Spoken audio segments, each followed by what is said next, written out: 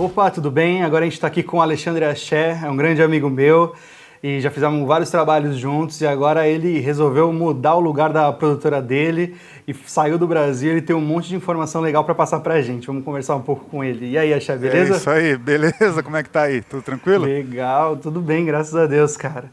E aí, me conta um Boa. pouco aí, cara, de como que foi esse seu início no audiovisual. Eu sei que teve vários lugares aí que você atuou, então vamos falar um pouco pra galera aqui. Bom, basicamente eu comecei no audiovisual através da música, tá? Por quê? Eu tinha muita amizade com a galera que era de produção, que produzia música mesmo e bandas, né? E eu tinha um amigo meu que era especializado num nicho de segmento de música da época, que era o heavy metal melódico, né? Que é o underground, rock underground. E o cara estava produzindo muita banda na época, vários músicos e artistas e tal, e a gente achou que seria interessante eu me associar com ele para justamente a gente abraçar essa solução de uma forma mais completa, né? Ele produzindo a parte de áudio, né?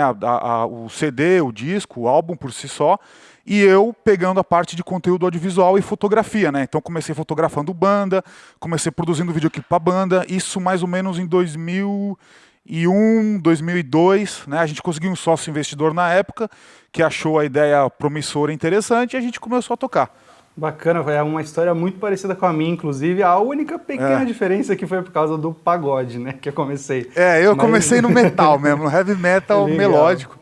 Tava cercado legal, de bandas como o Angra na época, não sei se a galera conhece. O Sepultura também estava bem forte. Tinha uma legal, tonelada de coisa acontecendo, assim, essa cena metal, ela tava bem aquecida, assim, há 15 anos atrás, né, mais ou menos. legal. E em 2000 e pouco, mais ou menos, eu também tocava essas músicas, já passei por diversas áreas também. E aí eu sei exatamente do que você está falando. É Então, o underground, o underground. Tem amigos meus que estão entrando agora no underground, né? Principalmente fotografando banda também. É um negócio que eu gostava muito, eu fiz muita turnê com banda. Era divertido pra caramba, assim, né? Era uma bagunça, era uma zona. Só que o único problema do underground é que nunca é a grana que a gente espera, né? Nem sempre tem aquela grana disponível. Por isso que eu acabei migrando para outras áreas, né? era exatamente aí que eu queria chegar. Porque assim, eu sei que você dirige curtas, faz as fotografias e como que foi essa passagem da música até chegar no cinema? Bom, durante esse período de musical, né, que eu tive, eu comecei não só a trabalhar conteúdo audiovisual, como também produzir evento, produzir show, né? Assim, eu fazia parte de luz, eu era luminotécnico, é o cara que fica na mesa, né, operando todo aquele show de luzes e moving lights e tal, para fazer o show virar realmente um show, né, um espetáculo e tal. Produzi um monte de banda gringa, então eu tinha um know-how interessante da parte de iluminação cênica para show e da parte Certo? de conteúdo audiovisual. O que aconteceu? Eu conheci uma galera, eu não sei exatamente a data, deve ser nessa época, 2001, 2002, 2003, que estava começando a produzir cinema. Era uma equipe de produção de cinema do Mojica, que é o Zé do Caixão, né, que a galera conhece bem. E eles queriam trazer uma linguagem um pouco diferente para filmes de terror, né? Certo. Então, a gente conversando, fazendo uma dinâmica, a gente percebeu que seria interessante eu aliar essa linguagem que eu tinha de videoclipe para bandas de rock, heavy metal, mais essa minha experiência de iluminação de show, né, uma iluminação, uma luz mais cênica, mais cenográfica, para produzir um ambiente diferenciado para essa fotografia de filme de terror. Então a gente Entendi. começou a produzir curtas, né? A gente começou a produzir curtas-metragem. A gente produziu um primeiro que foi feito com um roteiro de dos meninos que trabalhava lá com ele na época. Esse filme não chegou a sair. Eu não sei exatamente aonde que parou, né, o processo, mas eu sei que a gente já emendou um segundo em cima desse que foi muito bom. A gente ganhou vários prêmios, inclusive, que está no meu canal do Super Cinema, que chama O Último Dia.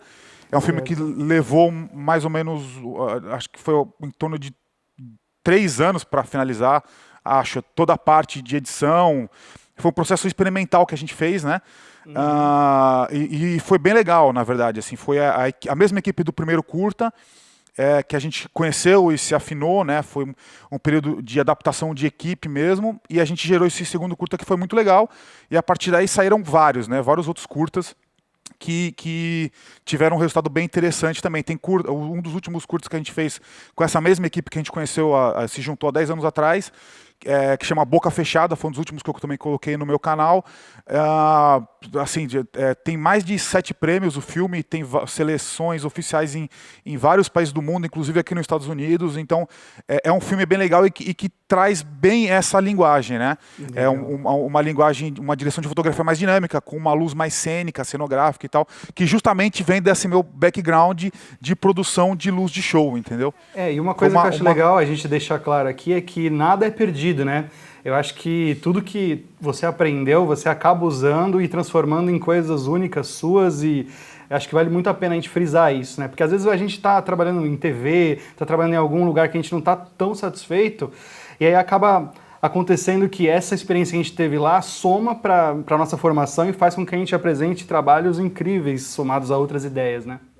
Exatamente. Uma coisa que é extremamente importante que todo mundo entenda, e isso que tem que ficar muito claro para todo mundo, tanto que está assistindo, ou que está trabalhando, ou que está na área, ou está entrando agora, ou já tem experiência, é que tudo que é produzido no audiovisual, tudo que você faz, que você atua, dando errado, dando certo, dando prejuízo, dando lucro, se fudendo ou se dando bem, tudo isso é de extrema importância e de extremo valor para a sua carreira ao longo da sua vida. Por quê? Não tem nada que te ensina mais do que errar num set de audiovisual. Nada. Quando você erra num set, isso te dá um prejuízo brutal, as pessoas ficam putas com você se queima com todo mundo. Assim, é um prejuízo tão grande que você aprende de uma forma tão visceral, assim, que você nunca mais vai cometer. Nunca mais. Assim, teve erros que eu cometi há 10 anos atrás, assim, que eu lembro até hoje. Assim, quando eu vejo o que pode acontecer, eu já falo, opa, peraí, vamos lá segurar. Então isso é muito importante, não tenha medo de errar nunca. Audiovisual se aprende errando, na boa. E acertando também, lógico, né? Se você só errar, eu acho que vai acabar, não vai dar certo também, né? Ou você vai virar um gênio daqui a 10 anos. Pode ser. Cara, uma coisa legal, assim, é que recentemente você mudou a sua produtora do Brasil para os Estados Unidos. Então, acho que é uma dúvida que muita gente pode ter. Será que vale a pena sair? Será que vale a pena investir no audiovisual fora? É rentável, não é? Pela sua experiência, fala um pouco disso pra gente. Como que tá sendo? Cara, é que essa resposta ela é longa. Tá? Ela é bem longa porque é um assunto extremamente complexo. A primeira coisa que a gente tem que entender quando se trata de Estados Unidos, é que, invariavelmente, qualquer pessoa que você pergunte, todo mundo concorda em um ponto. A América é o país da oportunidade. Certo ou errado? Certo, concordo. Tem algum louco que discorda disso? Não, que eu saiba, não. Você vai falar assim, os Estados Unidos é o país da oportunidade, é onde os sonhos realizam, né? A gente está condicionado a isso, certo? Sim, a gente pensa dessa forma aqui. É o primeiro ponto, tá? Por que a gente pensa isso? Assim? Na verdade, isso é uma construção de imagem do país, né? O país se construiu dessa forma, tá? Tudo que você assiste, né? A gente aí no Brasil consome a cultura americana, a gente já nasce sabendo que aqui, né, a América é o país da liberdade, é o país da oportunidade e é onde os sonhos se realizam, tá? Certo. Esse é o primeiro ponto importante. Por quê? Porque a gente está condicionado a achar que vai vir para cá e vai vencer. Entende? Sim. A gente está condicionado a achar que assim, porra, se eu venci no Brasil, se eu tenho uma produtora que deu certo no Brasil, se eu conseguir ganhar dinheiro lá, porra, no país da oportunidade eu vou dar muito certo, eu vou estourar, eu vou explodir. Só que na verdade não é assim, porque você imagina que o mundo inteiro acredita nisso e o mundo inteiro vem para cá. O prédio onde eu moro, que é basicamente um prédio gigante, é tipo uma cidade, né? É um prédio que é uma cidade, é muito grande, tem tudo, tem supermercado lá dentro, tem farmácia, tem 3 piscinas, é gigantesco, é um prédio que é gigantesco, que é basicamente voltado para a galera que vem de fora. Então assim, encontro árabe todo dia, encontro indiano todo dia, encontro chinês todo dia, encontro francês todo dia, europeu de tudo que é lado, português, italiano, tem brasileiro também, assim, o mundo inteiro já vem para cá com a mentalidade de que esse é o país da oportunidade. O que isso significa? Que muita gente vindo para cá, investindo e lutando, a concorrência é brutalmente maior. Tá Brutalmente maior. Você imagina que você vai estar concorrendo, por exemplo, com, sei lá, com um chinês que passou a vida inteira grudado numa escola praticamente militar, né? E que ensina que o cara tem que ser o melhor e sempre se superar. Se não for isso, o cara vai se matar. Ou um japonês, sei lá.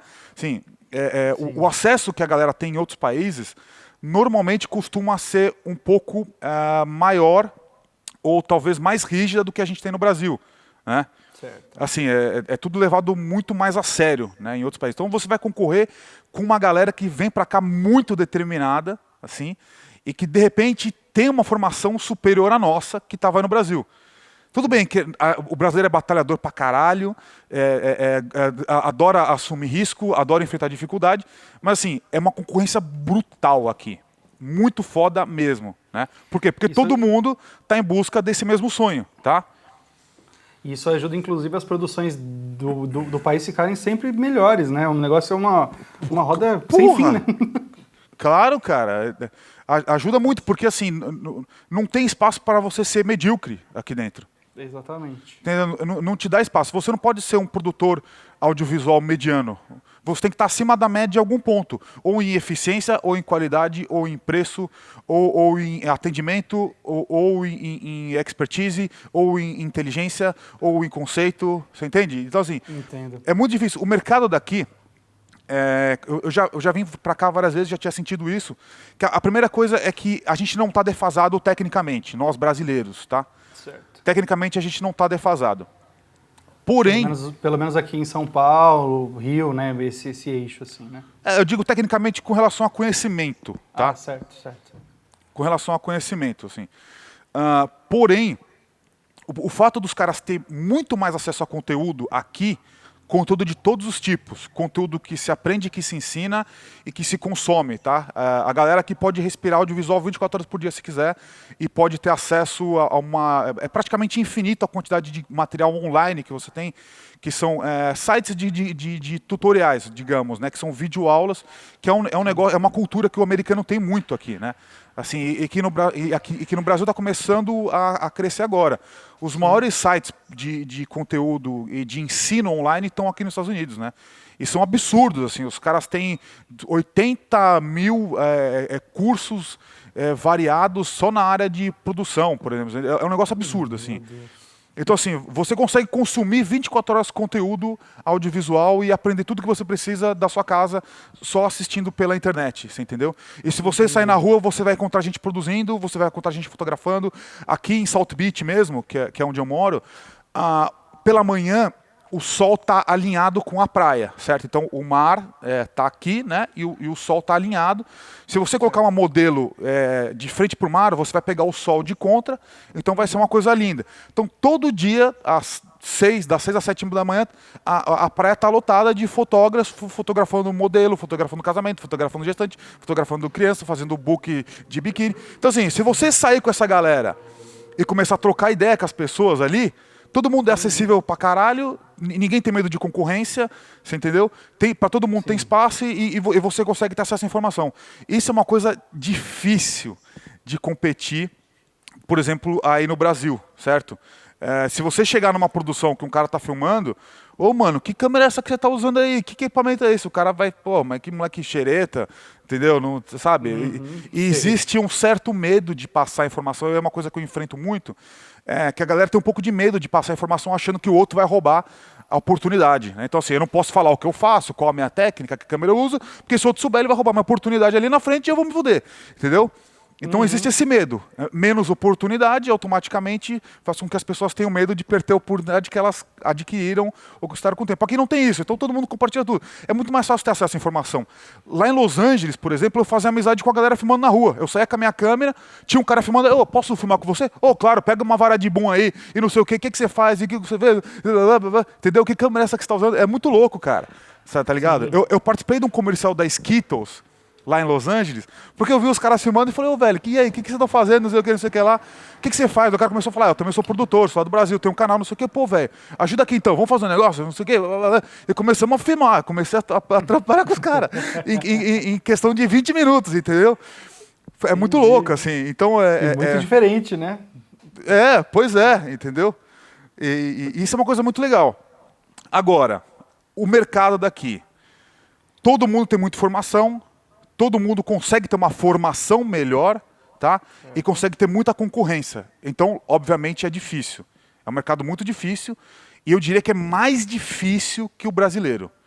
Por quê? Porque tem menos brechas, tem menos buracos onde Para você ser pode preenchidos. encontrar exatamente, menos buracos para serem preenchidos. Então é difícil, é mais difícil que o Brasil, eu diria. Eu diria que tem menos oportunidade do que no Brasil, porque no Brasil está faltando tudo. Assim, qualquer nicho que você entrar, se você pensar bem, esse nicho que você tem aí agora, que você conquistou, que é o do pagode, certo? Sim. É um nicho que tem muita força e provavelmente tem muito mais demanda do que você imagina. Assim, é uma infinidade de artistas querendo gravar DVD, querendo produzir show, querendo fazer videoclipe, webclip. Então, assim, tem muitas lacunas. Aqui está praticamente tudo preenchido já. Você Sim. entende? Assim, você tem que ter uma sacada muito boa para conseguir encontrar uma brecha e falar, opa, tá faltando alguma coisa aí. Entende? Entendi. E o jeitinho brasileiro não resolve muito nesse caso. Entende? Então é o Entendi. mercado mais difícil. Além E do você? que. Não, pode Pode falar. perguntar aí. Eu ia perguntar se você produz conteúdo autoral aí e se você acha importante isso. Tá. O conteúdo autoral ele é extremamente importante por dois motivos principais. Tá? O que é conteúdo autoral, primeiro, para a gente entender? Um curta-metragem é um conteúdo autoral, certo? Certo. E para que serve um curta-metragem? Por que você gravaria um curta-metragem? A primeira resposta, na verdade, é o seguinte: um curta-metragem não serve para nada. Se você for pensar bem, não serve para nada. Porque assim, você não vai ganhar dinheiro com isso, certo?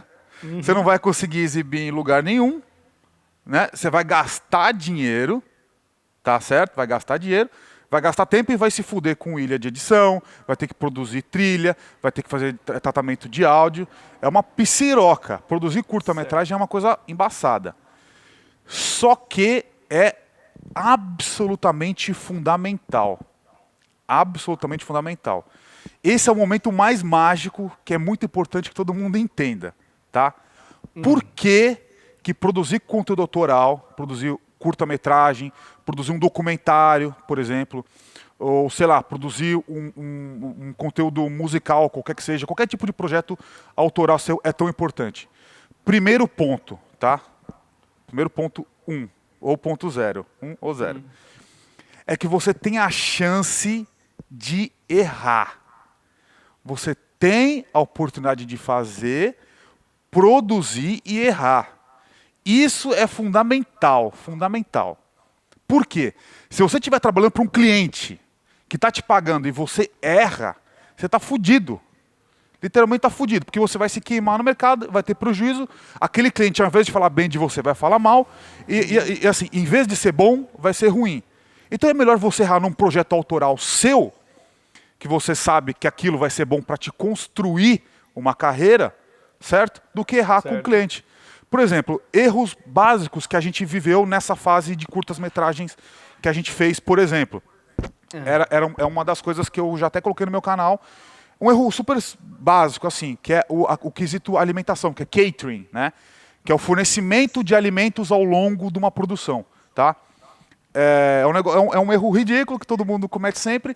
E eu lembro que em um set, uma vez, a água tinha acabado, porque um produtor qualquer comprou só, sei lá, 2 garrafas. Aí um ator ficou puto. Tipo, o cara saiu do personagem, se desestruturou, desconstruiu o personagem, porque, porra, cara, não tem água no set, não tem comida. O cara descabelou, entendeu? Eu não tô exagerando, assim, esse movimento, entendeu? O cara descabelou. Tá entendendo? Então, assim, por causa de um erro ridículo. Agora, imagina se você está pagando um ator para fazer um comercial para você, e de repente é um ator caro, e que custou caro, e que tem um cachê, e o cara simplesmente fica desgostoso em um set, ou não vai cooperar tanto por causa, sei lá, de que faltou a comida, ou não tinha a fruta que o cara queria. Você entendeu? Sim. Então, assim, o curta-metragem, o projeto autoral, te dá essa chance de poder errar, e poder errar entre amigos. O que é mais importante. Você pode chamar seus brothers todos para se divertir. Eu gosto de gravar curta, por exemplo, para me reunir com os meus amigos e me divertir com isso, que para mim é um prazer que eu tenho, certo? Então, assim, Certo. um aprendizado na minha carreira fundamental foi basicamente todo construído em cima de erros que eu vivenciei nesses projetos autorais que eu fiz.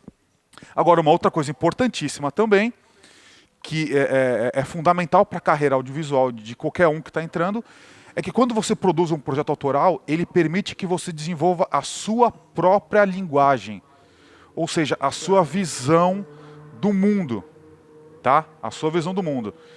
Cara, assim, esse é o ouro máximo, tá? Da videografia, certo? É o ápice, assim. É você desenvolver uma característica sua que vai ser identificada por outros profissionais ou por clientes. E aí a gente entra na segunda pergunta que você tem aí, que é qual mesmo? Como valorizar o seu trabalho no audiovisual? Exatamente. Como valorizar o seu trabalho no audiovisual. Nada no audiovisual agrega mais valor do que você imprimir a sua cara e a sua marca no seu trabalho. Nada, nada. Essa é a regra número 1 de ouro da história do audiovisual de todos os tempos, cara. Se você consegue imprimir a sua característica no seu trabalho, você vai ser procurado e valorizado por isso. Vou dar um exemplo, tá bom? Vamos supor que vamos falar de casamento, que é uma coisa que a galera é um mercado gigantesco no Brasil que a galera conhece bastante. Vamos supor que vai chegar um casal para mim e vai falar o seguinte: ó, eu assisti um curta-metragem seu, um curta que é o último, por exemplo, Boca Fechada, que é um thriller de ação e ficção e drama, né? O cara vai falar assim, ó, eu quero a sua visão para a nossa história. Eu quero que você cria um thriller sci-fi fantástico, policial. Pode ser qualquer coisa que você quiser da sua cabeça, porque eu gostei da sua linguagem e pago o que for. Você vai pagar o que for, você tem certeza? Eu vou. Por que eu vou pagar? Porque eu gostei do que você fez e eu quero aquilo para mim, porque só você consegue fazer o que você faz. Certo? Eu posso criar qualquer história. Eu vou falar assim, então tá bom, então eu vou criar que você é um policial e que sua mulher está sendo estuprada num corredor da morte e você vai salvar e ali vai sair desse thriller de matança e morte e aventura, vai sair um relacionamento que vai ser o de vocês, por exemplo. Eu posso criar qualquer coisa. Eu posso colocar a minha visão insana dentro de um trabalho que vai ser autoral. Então vai ter minha marca, só eu vou poder fazer aquilo. Você entende? Então assim, tudo que é único tem muito valor. Quando se torna único? A partir do momento que você imprime a sua característica, a sua linguagem, a sua visão dentro desse material audiovisual. Certo? Se você faz um produto genérico, se é genérico, qualquer um pode fazer, tem menos valor agregado. Certo? Assim, é isso. Assim, essa é a dica de ouro máxima. Eu estou com uma série agora de curtas e docs, né? Aqui nos Estados Unidos, que é justamente sobre isso, que chama Somos Todos Únicos, né? We are all unique. Somos todos únicos. O que eu faço? Eu estou levantando aqui junto com uma produtora grandes nomes de celebridades aqui de Miami que mudaram a história da cidade, né? Que, por exemplo, que mudaram a cara da cidade com relação aos clubes, às baladas e tal, e vou contar a história desse cara, né? Por que esse cara é único, né? Da mesma forma que ele é único, todo mundo também é. Assim, querendo ou não, todo ser humano é único. Você entende? As pessoas têm um pouco medo de assumir isso. Né? As pessoas não querem ser únicas, elas querem ser parecidas com aquele cara que elas acham foda. Entendeu? Assim, então, é uma forma que eu encontrei de encorajar as pessoas a assumirem o lado de que realmente elas são únicas e elas têm que assumir isso, querendo ou não. Quanto mais único elas foram e conseguirem passar isso para o trabalho, para o dia a dia delas, do audiovisual, melhor vai ser. Então, esse é o ouro máximo para você valorizar o seu nome e a sua produção audiovisual. Bacana. Eu acho muito legal. Isso é assim, um pouco difícil a gente conseguir esse tipo de cliente, né? Eu não sei se você já passou por isso, mas eu acho que você só consegue esse tipo de cliente depois que você conseguiu imprimir muito bem a sua identidade, né? E depois que ela vira um conceito, realmente ela é falada pelas pessoas, o boca a boca chegando, domina a cena e aí as pessoas começam a vir atrás de vocês por causa do que você fez, né? É mais ou menos por aí. Exatamente isso. Mas funciona, assim, não é rápido, tá? Exatamente. E não é barato, obviamente, porque você tem que investir em si mesmo nas suas próprias produções, tá? Mas querendo ou não, você consegue fazer isso. Assim, no seu dia a dia, com os seus pequenos trabalhos, você vai começando a imprimir, vai começando a se entender, né, se analisar, e vai começando a botar a sua linguagem. Em videoclipe, isso é uma coisa que funciona muito na parte da música. Assim, os caras vão falar, velho, eu quero aquele cara que fez aquele trampo que tem aquela linguagem. Entendeu? É verdade isso aí. Deixa eu te fazer uma outra pergunta aqui. Tem algumas pessoas que, quando estão no começo de carreira, elas não têm portfólio nenhum, né? Sim. E aí, às vezes, até é difícil acesso a ter câmera ou, enfim, conhecer alguém. E algumas delas, eu já ouvi falar, que elas pegam, às vezes, portfólio de outra pessoa, conversam com essa pessoa e tal, e vê se consegue usar aquele diretor, amigo, que já tem algum portfólio. Você acha que isso é válido? Você acha que vale a pena? Ou você iria por outro caminho? Difícil essa, hein, cara? Porque assim, porque a gente tem que parar para entender que assim, as pessoas dependem do audiovisual, né, para trabalhar, ganhar dinheiro e, obviamente, conseguir sobreviver. Sim. Certo? Então, como é que você vai condenar uma pessoa que usa esse recurso se ela está precisando ganhar dinheiro e para conseguir viver mais um dia? É difícil condenar essa prática. Porém, é óbvio que não é o recomendado, né? Óbvio, assim, mas cada um tem que ter um entendimento por si só do que ela está fazendo. Por que não é bom? Tá? Eu vou colocar os pontos negativos, obviamente. Né? Primeiro que se você está pegando um trabalho de outra pessoa, você não sabe exatamente como aquela pessoa produziu aquilo. Né? Assim, você não sabe o que levou a ela a chegar àquele resultado. Então, se de repente chega um cliente e fala, eu vi um videoclipe que você fez, que na verdade é do seu amigo, e você não sabe que luz o cara usou, que lente o cara usou, que câmera o cara usou, como é que você vai bater o mesmo resultado que o cara para atender o seu cliente da forma que ele espera que você atenda, sendo que ele viu um material que ele tem como referência? Você entende? Então, assim, é uma forma de você se enforcar, na verdade. Né? Você está se auto-enforcando e você está condenando o seu futuro a ser muito breve. Né? Assim, então, obviamente não é bom. Porém, coisas que eu vejo muito acontecer é você fundir portfólios, por exemplo. Vamos supor que eu sou o cara do underground, né, que produz o conteúdo videoclipe para banda de heavy metal, e vou me juntar com você que produz pagode. Sim, eu nunca trabalhei com você com pagode, você nunca trabalhou comigo com heavy metal, por exemplo. Só que a hora que a gente se junta, a gente pode vender os dois serviços, certo? Porque a gente tem a gente entende os processos de produção das duas coisas, as linguagens, as expectativas, a gente consegue produzir. Eu acho que esse caso é muito mais benéfico. Então, assim, em vez do cara pegar um portfólio emprestado, é melhor ele agregar o valor que ele tem, que ele entende, que pode ser edição, pode ser coloração, pode ser fotografia, ou pode ser, sei lá, iluminação, alguma coisa que o cara entenda, ele se associa a um outro cara que tem um portfólio um pouco maior para os dois conseguirem se beneficiar disso. Eu acho que, para mim, faz muito mais sentido. Sim, sem dúvida. É porque, assim, eu perguntei como... às vezes o cara não tem nada, né? Às vezes ele está partindo do zero e... às vezes ele busca algum método para ele conseguir já mostrar que tem alguma coisa. Eu acredito que, de repente, vale a pena o cara, de repente, começar mais por baixo, participando de alguma produção, alguma coisa assim, sabe? Eu acho que vale a pena esse aprendizado inicial antes do cara querer, de repente, se posicionar como uma produtora, sabe?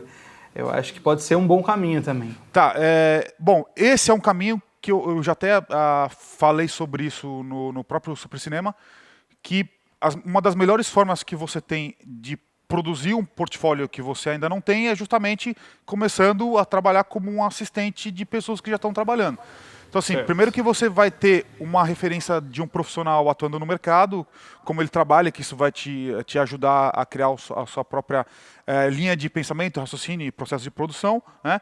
E você começa a ter participação em projetos. Então, assim, por exemplo, você não precisa ter produzido o trampo todo, mas se você fez a câmera B, por exemplo, ou você produziu a câmera da grua, ou você montou a luz, ou você fez a parte de elétrica, você já tem aquele material para dizer isso. Eu falo, nesse trabalho específico, eu trabalhei como assistente de fotografia, por exemplo. Certo. Eu tenho vários assistentes de direção de fotografia que usam o material que a gente produziu como portfólio deles, você entendeu? Então, assim, o cara efetivamente trabalhou. Ele não era o head, né? Ele não era o líder da equipe, mas não importa. Já é uma referência do que ele é capaz de fazer e do que ele tem de background de produção. Então, esse é um caminho, assim. E, obviamente, né, produzir conteúdo autoral é uma forma também de você começar a ter portfólio. Né? Você pode... Verdade. Conteúdo autoral, é por isso que é tão importante, né? Beleza. Mais uma aqui, cara. Se você fosse partir do zero hoje em dia, tudo bem que agora o seu caso é um pouco diferente, que você está aí, que está aí nos Estados Unidos. Mas se você fosse partir do zero, onde que você investiria? Onde você daria essa dica, de repente, para o seu filho? Falar, filho, começa por aqui, ó. O que você acha? Você diz com relação a investimento de quê? No caso, de tempo, de dinheiro... Eu acho que pode ser de dinheiro. Vamos partir do princípio que a pessoa já tem uma formação, ela já está estudando alguma coisa. Bom. Se fosse partir de hoje, eu começaria com um conteúdo autoral. Certo. Ou entraria em alguma concorrência de uma grande marca. Posso dar um exemplo. Eu participei de um concurso que teve da Doritos, aqui nos Estados Unidos, que a gente ficou entre os 30. O nosso comercial foi selecionado entre os 30, entre, sei lá, mais de 30 mil, sei lá. Entende? Então, é um caminho interessante, né? Eu tenho amigos no Brasil, inclusive, que participam bastante desse tipo de coisa, assim, de concorrências e concursos, contests de produção audiovisual. É um caminho legal, é uma forma também de se encontrar, mas, com certeza, eu diria que é produzindo conteúdo autoral ou trabalhando com alguma oportunidade que surja de momento, como, por exemplo, vamos supor que eu tenho um amigo meu que é músico e que o cara está precisando gravar um DVD e, de repente, eu posso ser esse cara que vou gravar o DVD para esse meu amigo, que é uma forma de eu iniciar. Eu diria que é isso. Com relação ao investimento, obviamente, investir numa câmera é fundamental para você começar a criar materiais seus e ter uma intimidade maior com o equipamento, que é o nosso dia a dia, né? É a extensão das nossas mãos e mentes, né? Exato, legal. Você acha, se você pudesse, sei lá, fazer uma previsão aí de como você acha que vai estar o cenário audiovisual, sei lá, daqui 5 anos aqui no Brasil, você indicaria alguma área, teria algum bom chute aí para deixar pra gente?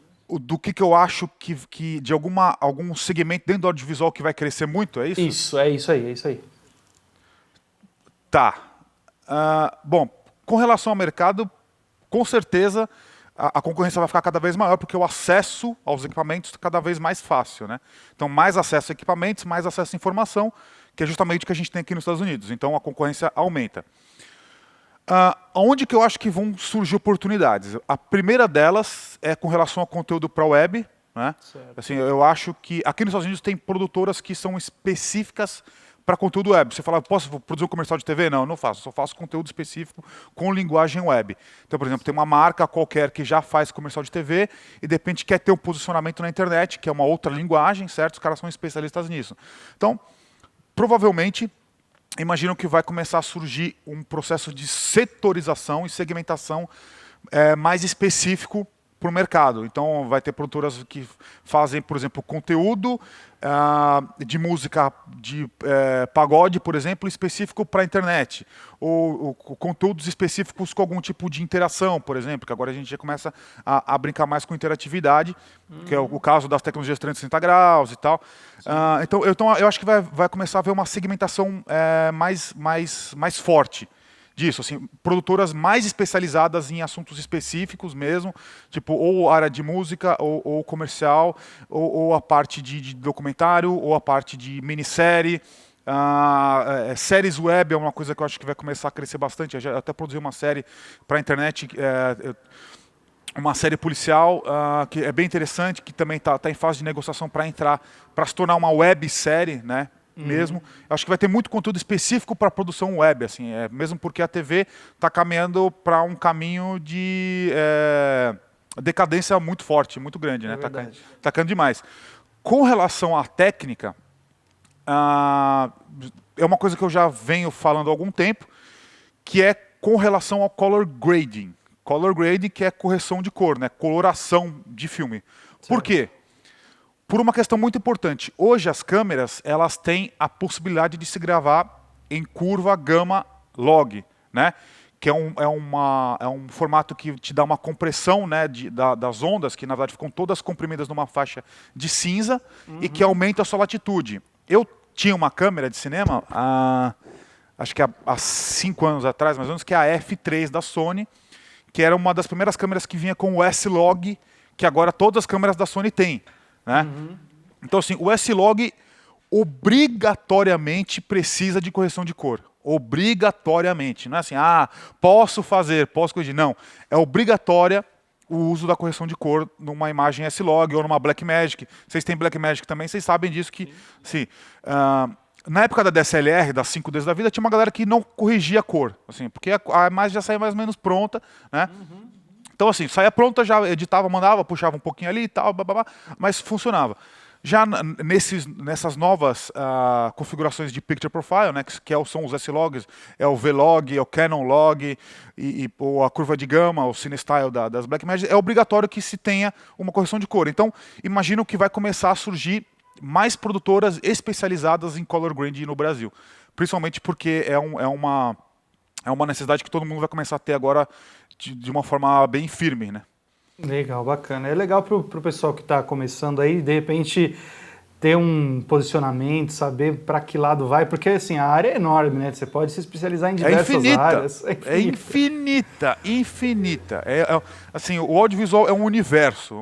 Tinha uma palestra que eu dava em faculdade que eu listava, eu fazia uma lista gigante, assim, ó, de tudo que você poderia fazer dentro do audiovisual. Então, assim, casamento, grávida, gestante, criança, música. Dentro da música é um universo gigantesco que pode ser especializado em rock, em heavy metal, em pagode. Você tem toda a parte de esporte, cara. Aqui nos Estados Unidos tem muito disso. Tem cara que só faz vídeo de skate.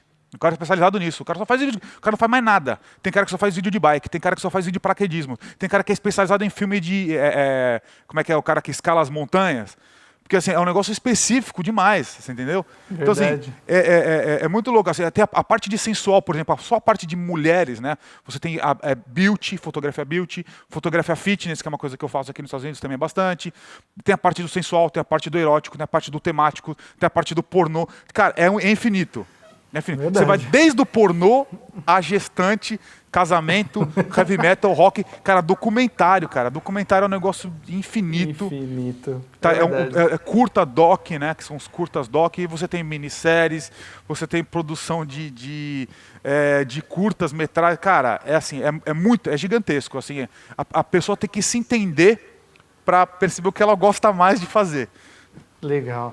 Eu acho que essa é uma das principais dicas, né? A pessoa olhar para dentro de si mesma e ver o que ela gosta de trabalhar, porque o assunto não vai faltar, né? Não vai faltar. E assim, é uma coisa que eu encorajo bastante. Assim, muita gente me pergunta todo dia lá na fanpage do Super Cinema, cara, por onde eu começo? Fala, começa porque você gosta mais. O que você gosta mais? Gosto mais de futebol. Se especializa em produzir conteúdo do esporte, de futebol. Como que eu começo? Cara, não sei. O que você tem, o que é perto de você? Quem que você conhece? Quem são as pessoas? Você pode começar gravando, mostrando, por exemplo, como que é o acesso ao futebol nas favelas do Brasil. É um conteúdo. Eu sou pobre e vivo na favela. Ótimo. Então pronto, vai mostrar. Inclusive eu tenho amigo que faz isso, viu? Que o cara o cara mora na favela e o cara mostra o dia a dia da favela lá, o que acontece, a galera pobre, a galera que picha, sabe? Esse tipo de coisa. É um conteúdo muito legal, porra. Só ele vai ter a visão que ele tem. Ele viveu lá, ele sabe o que é. Então, a galera tem que buscar o que ela gosta mais. Você gosta mais do quê? Você gosta de pagode? Ou então... Nem tanto. Não sei, por exemplo, vamos pegar um cara que tem um cara milionário hoje, que é o Condzilla, que é o cara que faz aqueles clipes de funk. Pô, o cara falou, velho, é o que eu gosto de fazer, é onde estão meus amigos, é o que eu conheço, cara, eu só vou fazer isso. Entendeu? O cara tem, sei lá, 1 milhão de views por dia no YouTube. Sim. Você entende? Então assim, por quê? Porque ele fez o que ele queria fazer. Você gosta de fotografar ensaio sensual? Você gosta de fazer ensaio beauty? Você gosta de fotografar animais? Ou você quer fotografar crianças? Você quer produzir curta-metragem? Quer fazer ficção? Vê dentro de si, né? Procure dentro de si mesmo o que você quer fazer, porque se você gostar do que você faz, você vai fazer bem, vai fazer melhor do que os outros que não gostam, entendeu? Então é isso aí. A gente conversou com o Alexandre Axé, que é o responsável pela fanpage Super Cinema. Acompanha lá que o cara posta conteúdo muito bacana diariamente. É tipo um workaholic dos conteúdos web, assim, vale a pena acompanhar.